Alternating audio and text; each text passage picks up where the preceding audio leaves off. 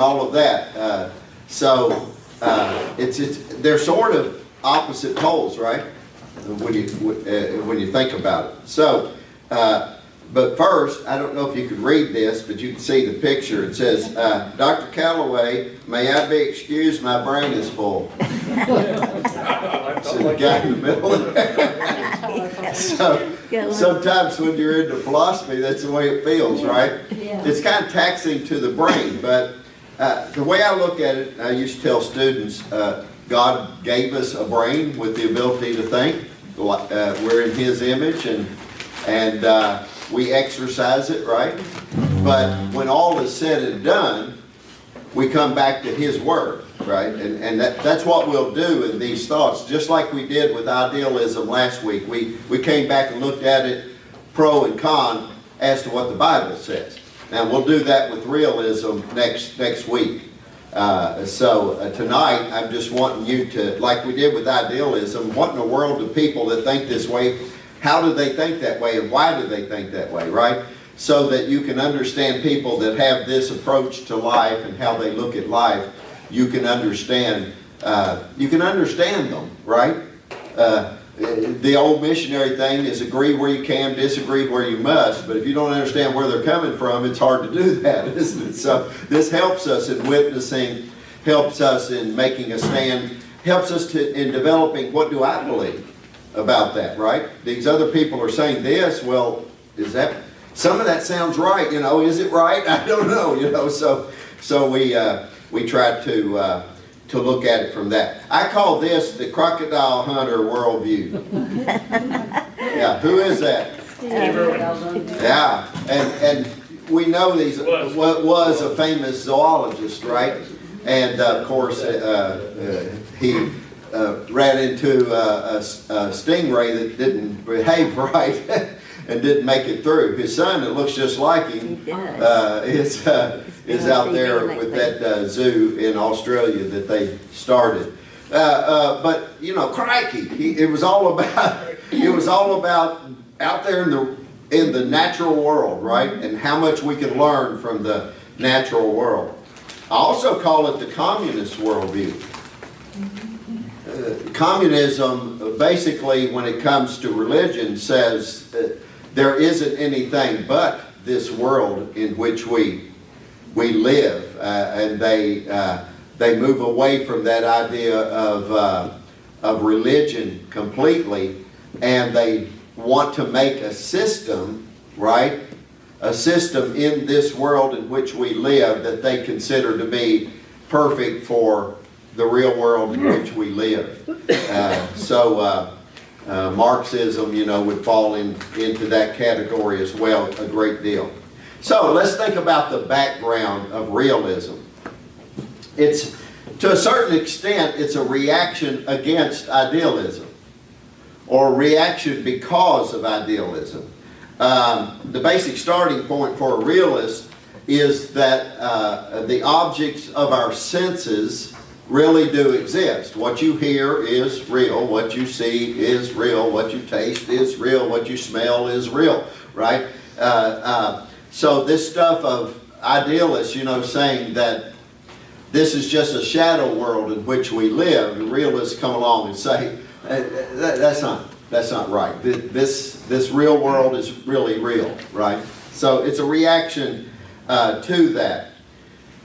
If you look at well-defined realism, you know, where somebody wrote about it and made it into a system of philosophy, then you're looking at this guy, Aristotle. Now, any of you remember from your studies who his teacher was? Plato, who was the father of idealism. Okay, so how can you have the major student of Plato coming along and developing realism? Well, remember how Plato came out from a time in Greece in which there was a lot of turmoil. A lot of difficulties and things changing everywhere. It wasn't the golden age anymore of Greek society. And so Plato, people related to that because he was talking about there is something fixed and sure, but it's way out there, right? It's in an ideal world that's out there. And there is absolute truth, but it's out there. Aristotle didn't totally disagree. What he's saying is, yes, there is stability to be found. Yes, there is absolute truth, but it's not out there, it's here all around us, right? And it's discoverable. So, so he did sort of go against, now we're talking about in the 4th century BC, right? So it's a long time ago. But Aristotle focuses on the possibility of arriving at true concepts, truth in other words, by looking at the universe that's around you, by studying material objects around you. You can find basic structures by observation of the world. And those basic structures tell us something about our modern, the world in which we live, our modern living, our physical life, our social sciences, how we relate to each other. I guess you could say, you know, that Steve Irwin out there looking at what do you call a band of baboons? I don't know.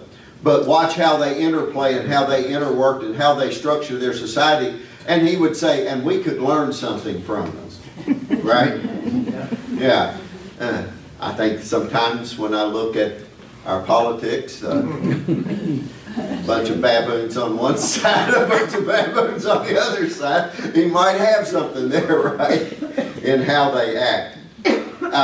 Also in the background, and probably many of you, you know, as you were going through school, ran into this name, Francis Bacon, a very prominent realist from the 1561 to 1626, as you see, a day in which fashion was really great. I don't know if I could wear that.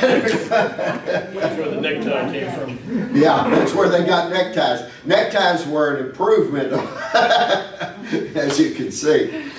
But what you have connected to Francis Bacon a lot is called inductive methodology, right? Or the scientific method. Anybody remember we're forced to learn in school what the scientific method was? State a hypothesis. Uh-huh. Is that how you start? Yeah, that's what you get. You have a hypothesis. Well, I remember. And then what do you have to do? Prove it. You have to test that hypothesis, right? And then once it's once it's tested, you either prove it or disprove it, correct? And then you're not done yet. The question is that repeatable? Right? Repetition strengthens the process. So you can see how that's much, where do you take a hypothesis of what? Of what real reality might be? Not in the scientific method, right? You're trying to say, this is something that happens in the real world, and my hypothesis is this is the reason that this occurs, right? You can take a positive one or negative one. I believe that it is. I don't believe it is, right? Doesn't matter. But then you have to find a way to test it. And sometimes, sometimes finding the methodology is just as hard as anything else, right? In science. What methodology would prove or disprove what I believe to be so, right? And then if somebody else did the same process I did, they'd come to the same conclusion, right? That's what makes it. Now, I think scientists today have forgotten the scientific method, right? They take a hypothesis and then say, and it's true, and let's put it in a book. You know, another word for taking a hypothesis is having a theory, right? That's another word for it. So why is it we take, and everybody calls it this, evolutionary Theory. And write it up as though it's so? When nobody has ever come up with a methodology, an inductive methodology, right, to prove or disprove and follow it through, and it's repeatable and all of that, right? So in other words, to say to you, it's still a theory And nobody has found any evidence, even by their process of scientific method, to prove it or disprove it. So they're not really realists. They're really idealists. Follow what I'm saying? Well, that theory has been disproven by even the guy who wrote it out. Yeah, it has been over and again disproven by scientific method. Yes. But because they're idealists, they still write it up as true. They're living in a world that's kind of out there somewhere. Right? So, if you want to throw some other people in here that you may have heard of before, there's a long list of realists. But John Locke is somebody you may have heard. He proposed that the human mind is a blank sheet that receives impressions from the environment, right? And you're a creature. You're born into a certain environment, and the environment around you, the real world around you, is what shapes you into what you are. You know, Locke talked a lot about that, and Harry S. Brody was very much bringing realistic thought into the educational systems of the world, and here in America as well. Nurture versus nature? Or yes. They combine? Yes. Nurture versus nature, and a combination of such, a realist would say, because nature brings in instinct and what do you call it, genetics and things of that sort. And then you have the social side of it, is your environment, the nurture that you have, and that's what really shapes you. There's nothing outside of you that shapes you. There's no Holy Spirit of God that is causing you to be this way or that way. As a matter of fact, you know, Sigmund would probably blame it on your mother. He said, though, that sometimes a cigar is just a cigar. But this is the realistic side of things. So you're familiar with a lot of this. A lot of this has been part of your history and the history of Western civilization as well. So if we go to our positions, right? I'll speak loud again. Over here is what's over here? God. Yeah, for us. But I mean, what's the category over here? It's reality. What is real? Reality, right? And that leads to a middle position of that truth. That drives what you believe to be truth, and even believe to be true. In other words, you can live your life built on it. And then over there is values. What you believe to be true drives what you believe to be valued. There's two subcategories there. One is ethics, how you live, you know, what's moral and immoral. The other is what is beautiful. We call it aesthetics, right, is the fancy word. It just means what's beautiful. So a consistent viewpoint, we try to be, we're driving toward being consistent and biblical in our worldview, right? How we view all of these positions. So for the realist, to let you know, if you run into somebody like this, which you are going to run into people like this, right? Who would be some people you think that are like this, just from what you've heard so far? Atheists.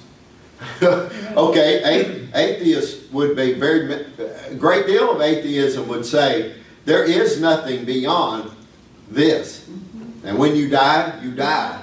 That's it, right? Who else?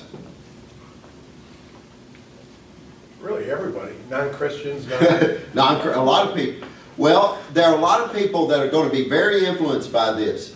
What about people that are in the realm of science? Right. Medical science, right? It's a struggle for somebody to go through medical school, medical science, become a doctor of any sort, and still believe that God heals. Then there are others that say, from all I've seen in my training, I know that God heals. Yeah. So, but still, people, the scientific world, mathematics, you know, it just is what it is, right? Math is pure. There's no feelings, emotions, and all that. 2 plus 2 is 4, period. Right? So you're familiar with people that fall into this category. So reality, the statement here is a reality of the cosmos. You know, cosmos means the universe, right? As a matter of fact, there is a branch of realism called cosmology. It's the study of the universe. And Carl Sagan was a cosmologist, right? And if you ever watched that silly show that he did, I mean, he knows better now. Big Bang. Right? Did. Sagan, yeah, because he's dead. He knows better now. But, yeah, and he'd always talk about the cosmos. I can't pronounce it the way he did, but he pronounced cosmos. You know, everything about that. So, for the realist, remember the starting point of realism, of reality is when you take everything else away, what remains? That's, as Christians, that's why, like you said earlier, God, right? That's where we begin. For the realists, that's not where they begin. They began that ultimately the universe around us is what is. That is reality. There is nothing else. You say, well, what about the argument of where did everything come from then? Who made the universe? They don't look at it that way. They see that as a silly question. Nobody made the universe. The universe just is. That's reality. There's no power big enough to make what's that, right? What about the Big Bang Theory? It's just a theory that some people come up with. A real realist would say, well, that's silly. That's stupid to try to even think about that. They wouldn't like the Big Bang Theory either. They'd think that'd be stupid because it goes against the laws of physics. Correct? Mm-hmm. How can you have all the matter of the universe in one big ball or one section and something big enough to blow it up and shove it out there? That's against all the laws of physics, is it not? There is nothing. That much matter would pull everything and anything around it in, right? Yeah, it's against the laws of gravity, I guess you would say. No, a real realist would say that's a stupid question. Not that you said a stupid question, but they would say the Big Bang Theory is a stupid thing because it's crazy to say where did the universe come from. That's not reality. You follow? Reality is the universe is, and that's reality. And we sprang up as human beings way late in the story. Correct? I mean, wouldn't that be a view of a pure universe cosmology or the universe is all that matters? Then it goes back to that thing of we happen by chance. Right? Out of that. So an evolutionary theory would be something they'd be more inclined to say that might be worth looking at. But eventually they would say, it really doesn't matter where we came from. Reality is, this is what is, now live with it. Right? Let's get real. Yeah. Isn't it kind of hard for them to have that viewpoint because nobody even has any earthly idea how big the universe is to start with? Well, that's what they would say. They'd say, we don't even have any idea how big it is. It's just what it is. The universe is the universe. So let's move on. Right? So, and that drives some things as we'll look, as we go along, it drives them to think in certain ways, right? Because how you start with reality is going to drive how you think, right? And so, so they look at matter in the universe, and the universe is a constant thing in motion, the physical world, mankind, everything that you have is a part of reality. Everything's a part of reality. And it would lead them to start to think that probably everything's important, in reality. And the more we know about it, the better off we'll be. They would go that far. They wouldn't go so far as to say, figuring out where the universe came from is an important activity. They'd say, no, that's not important because you can't figure it out. You can't be there when it started if it had a beginning. We can't figure that out. We don't have the ability, but we can look at the universe as it is, right, and figure some things out. So that would lead us to say then that truth, that middle position, right, comes from observation. Observing what? Other people, the world, life. Other people, life, the world, the universe, right? Reality is just the whole universe, is our reality. There is nothing else. There's no place out there called heaven. There's no place out there called hell. There's no realm where God lives out there. No, the universe is the universe is the universe. Let's move on, right? That's reality. So, if I'm going to learn anything that's true, I'm going to observe that reality, right? They're consistent in this. And I'm going to learn truths from that. So, you have certain scientific laws, right? There's just one sheet. Yeah. I know y'all used to getting more, but... Yeah. So, what are some laws that these realistic people have discovered in their observation of the universe that hold true, that they believe you can depend upon? Gravity. Gravity, right? Sir Isaac, right? Sitting there, got whonked in the head by an apple. Eureka!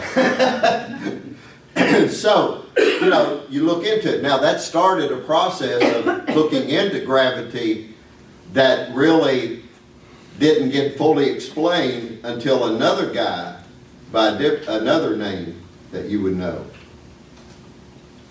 Newton. That is another one in here, but this gravity one. Thomas Edison? Nope. Darwin. He had really wild hair. Einstein, right? Einstein, through mathematics and observation of the universe, was the first one to ever be able to truly explain gravity. Was he right? The guys who went to the moon believe he was right, because if it wasn't for his understanding and his mathematical equations, they would have missed the moon. So, Einstein tried to make it plain for us unintelligent ones, right? And compared to him, I guess you'd have to say everybody is unintelligent.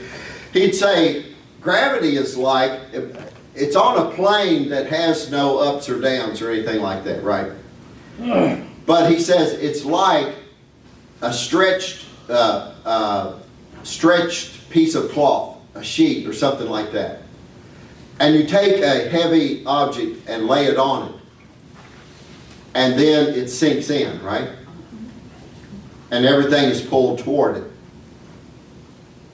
So, in that time-space continuum, like a sheet, the bigger the object, the more it presses in, right? And the quicker it pulls in. And if you start something going around that thing, if it had no friction, it would continue to go round and round in orbit and never fall in because of the speed of the object moving around it.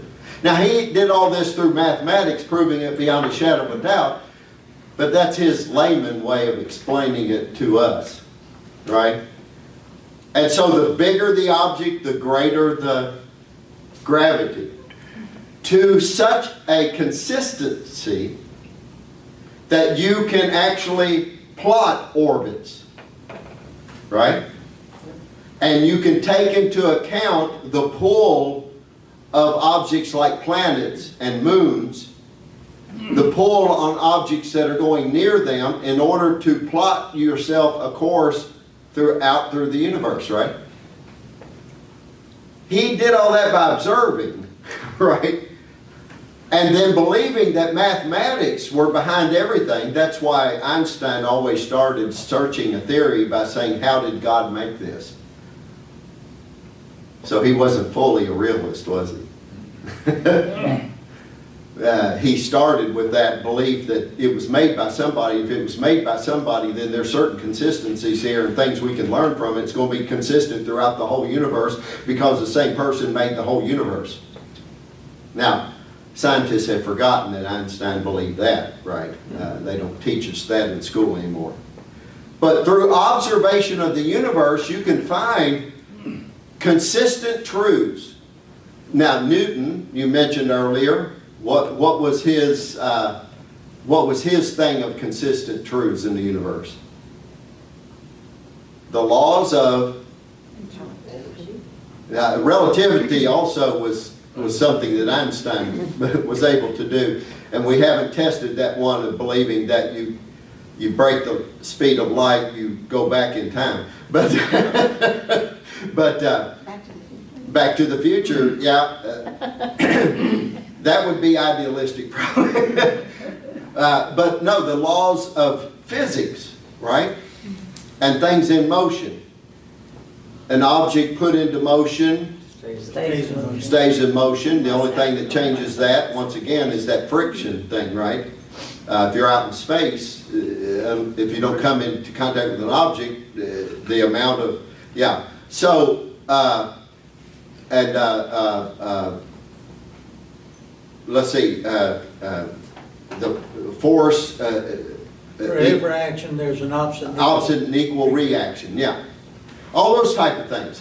Where did Newton come from on this? Believing that the universe is reality, that there are consistent truths to be learned from the universe, and by testing them, right, by having a theory, taking a methodology for testing it, and either proving or disproving it, and then you learn more, and that's how you get to ultimate truths. So realism is some would call it a common sense approach, especially after you just got through talking about idealism, right? Then somebody would say, well, I got more common sense than that, you know. If I mash my thumb with a hammer, it really does hurt, you know. So it's a common sense approach to the world. And so its basic thing is sensory perception, right? Observing and things of that sort. So truth, when we're in this middle for the realist, is a fact that you can observe and test, and it remains a fact. Right? A real realist wouldn't go along with these believing in theory stuff like some scientists today do. No, they'd say that's only a theory, and it's still a theory until you prove otherwise, right?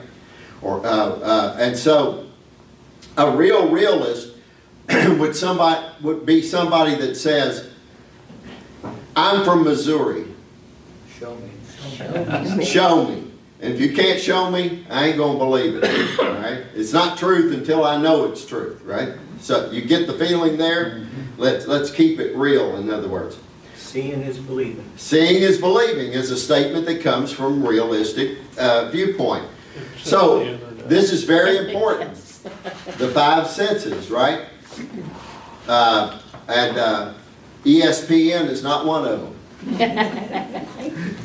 Now for the realist, it is the basic five senses of hearing and feeling and seeing and smelling and tasting.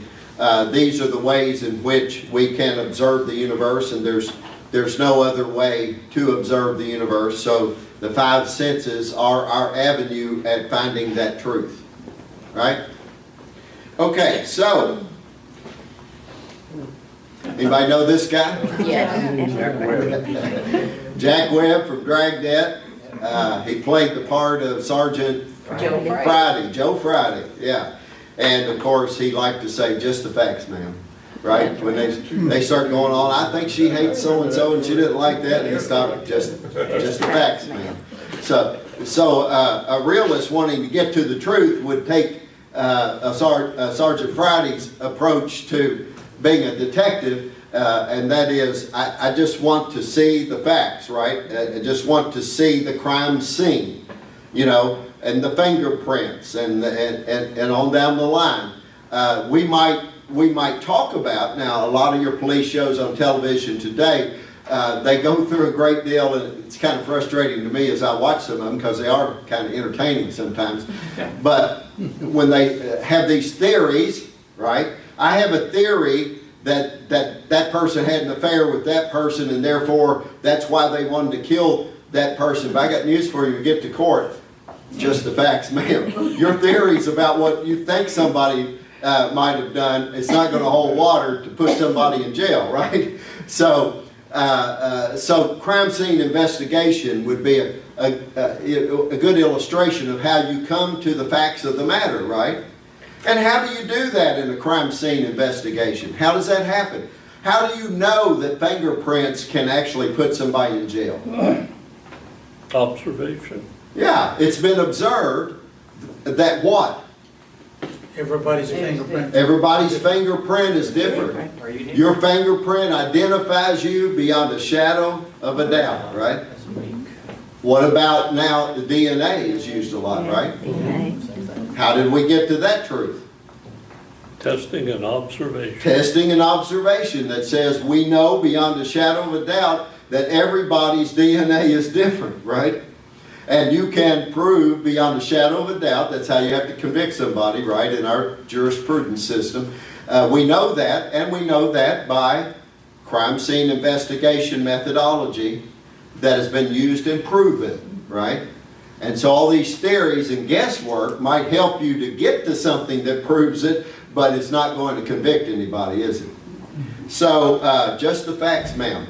So, you get the feeling, you have any questions about how they come to truth? I don't have a question, but gosh, we live in a world where what we came to understand as the truth, it seems like the world is spinning backwards. And you know, I point out, what is a man or a woman? What is a male or a female? Right? I mean, observation doesn't matter anymore now. What would you think a realist would say? I think they would say a male is a male and a female is a female based on what, you know, what we see. How you might feel or want to live your life is up to you, but the facts are, the facts are that only a male can produce the seed. No matter what operations you do.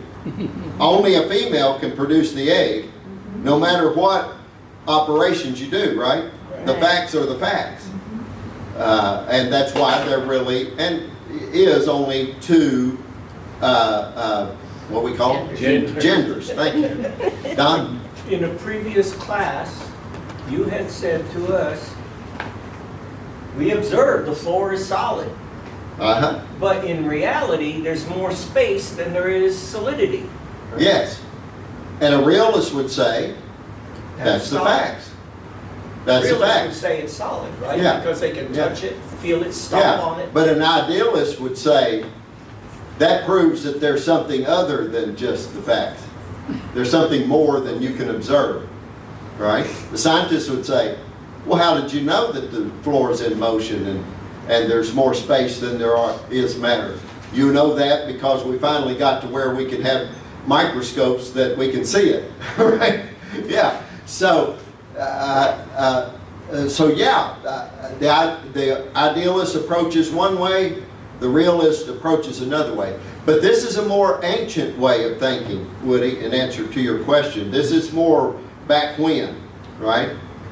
So, obviously, in our world today, there's some other ways that people look at the world other than just even idealism or realism, which we'll get to.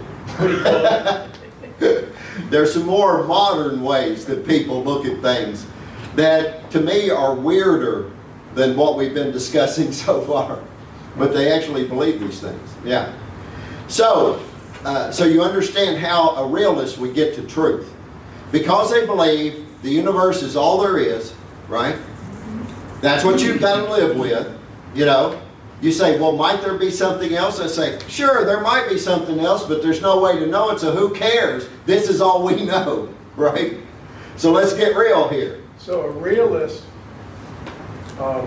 believes they're lying eyes, so to speak. The floor is solid, so that's a truth to them, even though it's not. But they would go further to say, however, that's what they may have believed at one time because that's all you could see. Okay. So that's a solid floor. That's my point. So it's solid, so their eyes can They deceive would, them, but that's the way it is. That's all they knew at that time. So that's the universe you know. That's what you got to live with, right? Then scientists show how the floor is made. You know what it's made of. Oh, isn't that interesting? now is that a realist that would think that? Yeah, scientists would observe it. So they're a realist? No, they wouldn't think that. They wouldn't think it. Okay. They would wait till it's proven. Okay. Then they would think it. So then the science, Yeah. when they know about atoms, would say, I'm a realist, and therefore I know the floor has got a lot of Yeah. float. Yeah, this is how the universe works. There's a microcosm to the universe. There's the small world that's behind everything, but it's still the universe, right? Atoms are still the universe. Molecules are still the universe, right? So now we know there's components of the atom, right? The smaller components, protons, neutrons, the nucleus, and all those things. How do we know that? By science. So we know that. What does that mean? Well, it means we know that. It means there's a God? No. Just means that's how the universe works. And we learned that by science. All right? So we have learned that splitting the atom can be good and bad. Right? It can be good that it can produce energy, right? It can be bad that it can kill a lot of people really quickly, right? So the truth is there's power in the subcomponents of the universe, the atoms in there, and the different types of atoms, and we can produce energy out of it and things of that sort. So we've learned the truth. Now we know the truth. Now what are we going to do with it, right? That's where you get to the value system. So values for the realist are from nature, or from the universe. They're consistent, right? All that exists, reality is the universe. You learn truths by observing the universe. And now what's valuable is what you've learned from the universe, right? According to the realist, values are obtained through observation of nature, like we've said, scientific endeavors, right? And through the study of the natural order, you start to learn that there are certain laws behind the universe. We talked about that, right? And realistic scientific scientists that follow the scientific method have learned that there are laws that are consistent throughout the universe. See what I'm saying? And they know that's substantiated truth, right? So, what's valuable? Well, what's valuable is what you have learned from the universe. And now how are you going to translate that into your ethics, how you live, right? Into your aesthetics, what you believe to be beautiful and things of that sort. Into your daily life, right? Because your value system drives your daily life. Like somebody said one time, you can talk about what you think is valuable, but I will prove what you think is valuable by watching you. Some people said, take your checkbook and put it into a pie chart of what you spend over a month. Then you'll find out what you really think is valuable. Right? Take a pie chart of your time that you spent during the week, and you'll really start to see what's valuable. So, in other words, what you believe is of value is played out in what you're willing to spend your money on, right? That's usually aesthetic stuff, right? Or how you live, how you spend your time, that's your ethics, right? So, a true realist, would be somebody that kind of lives in conjunction with those things. So, ethics. Going back to Steve Irwin, right? The ethical basis of realism might be viewed as The law of nature. Ever heard that phrase, the law of nature? What would Darwin say about the law of nature? Survival of the fittest. Survival of the fittest, right? I wish, that they would start practicing that in places like New York City. And go at it, boys. We're pulling all the police out. Survival of the fittest. Last man standing. Guess who also kind of bought into survival of the fittest? His name is Nietzsche. Oh, yeah. He influenced a certain person that wrote a book called Mein Kampf. Karl Marx. Well, yeah. Karl Marx and Mein Kampf was Hitler who wrote that. And he influenced Marx. And Marx was very much into this as well, all influenced by Darwin, realism. This is what we're learning from. So what's the end result in society of a true belief of survival of the fittest? If you're handicapped, you should be done away with.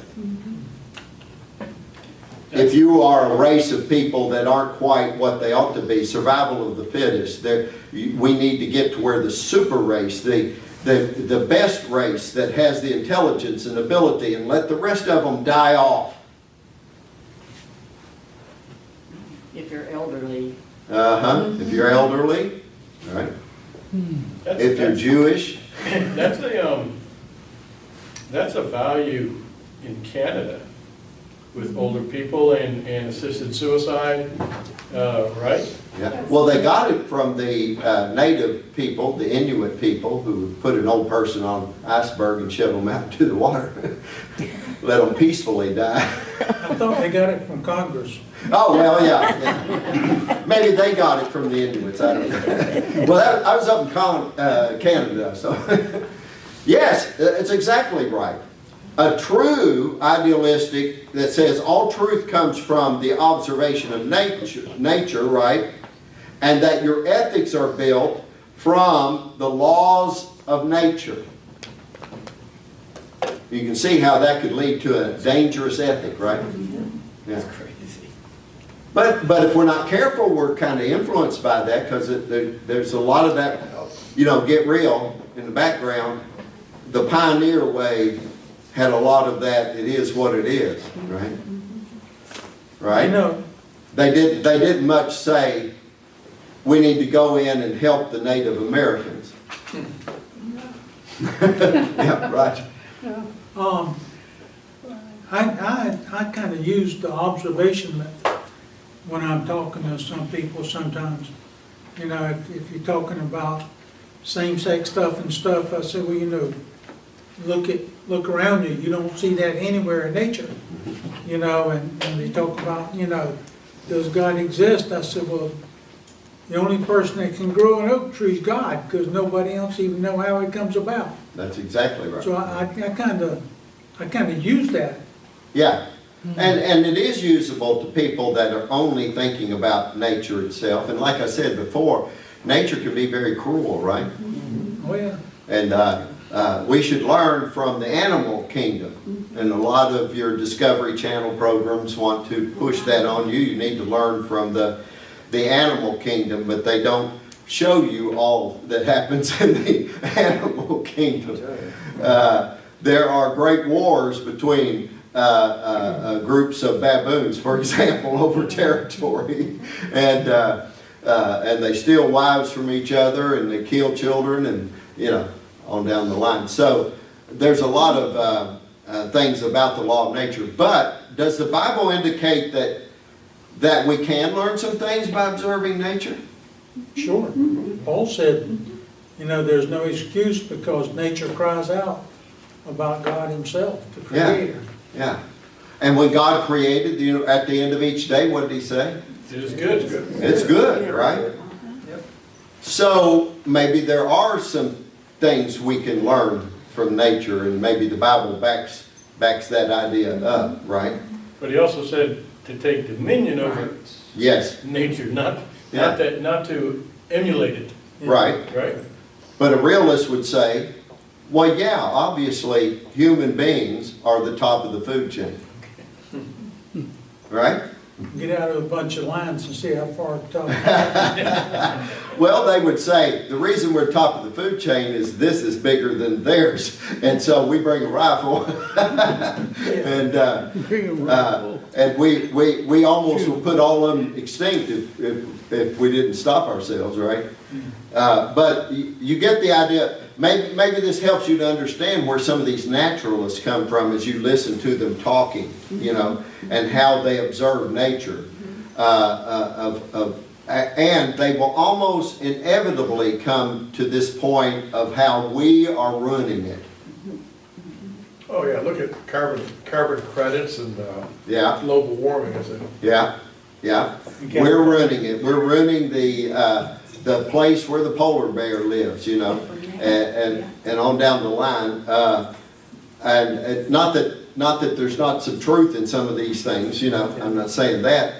But where they're coming from is we need to observe the animals and see how they live, and they don't wipe each other out, you know. They live in conjunction with nature, and they'll speak to us that way, and that we need to learn from that. So you start to get a feeling where they're coming from, because nature is all there is. This is our reality. We have to protect it. Right? If it's gone, we're gone. Unless, of course, Elon Musk can make a spaceship and we can go to another world. Ruin it. They're all ruined. And so, nature also contains the criteria for beauty to a naturalist, to a realist. The beautiful art form is that which, it's not some crazy painting of Starry, Starry Night.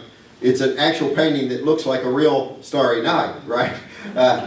So the idealist, when they paint a bowl of fruit, you know, that thing of painting that bowl of fruit, they would want to not paint the bowl of fruit that they see in front of them. They would want to paint the most beautiful bowl of fruit that ever existed, the ideal bowl of fruit. Okay? So if there were black spots on the banana or a worm in the apple, they'd paint that out. That's not the perfect apple or banana. But a realist would paint it, as one king said, Cromwell said, paint me warts and all. Okay, what's beautiful is it represents the exact thing that you're seeing.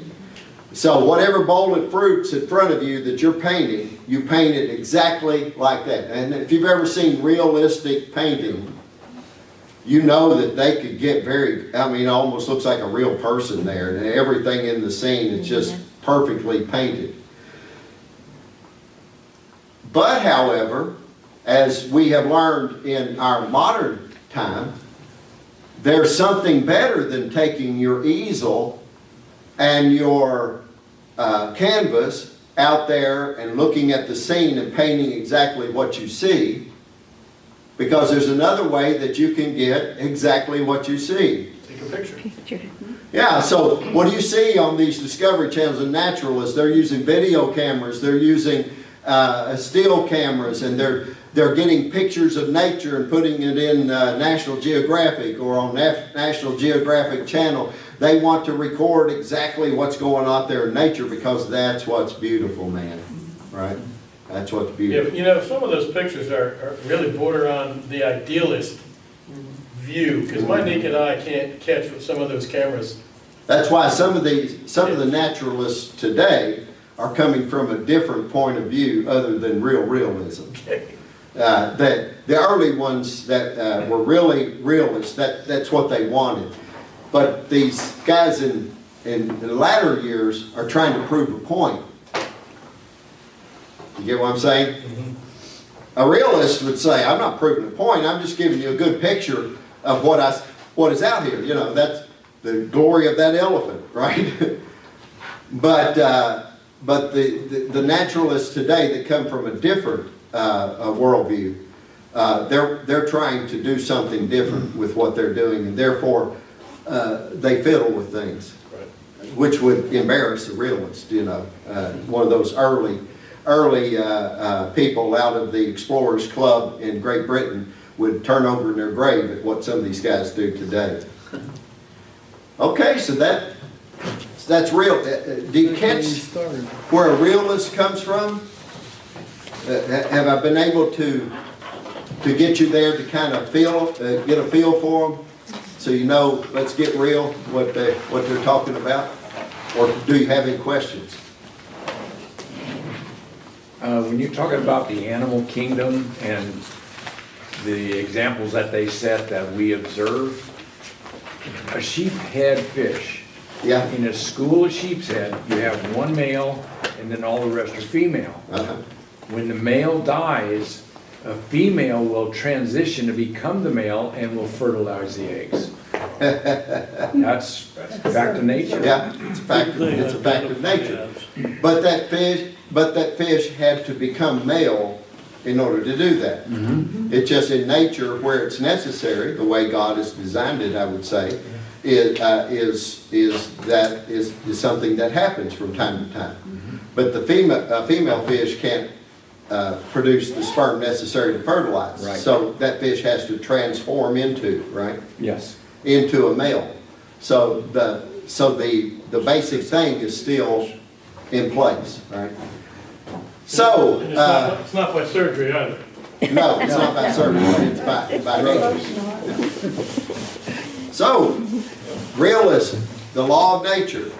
Go out and observe, watch your pets, learn how to live, right?